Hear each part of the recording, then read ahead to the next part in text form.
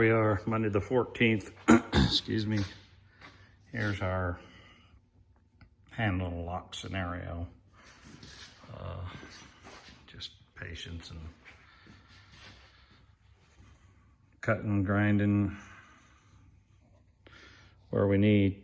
The trick is on these pieces not to burn through the original metal and still dig out the pocket.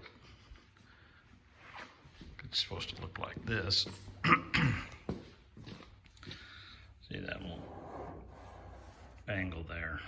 This one's even a little harder to figure out, but no big deal. The hardest part was, I should say the hardest part, but getting the hole looking halfway decent.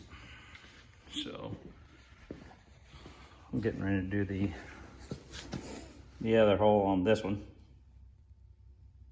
Boom, boom. So that's what we got going on here at Camaro City. Monday the 14th, I think. Something like that. But that's that. Lights out.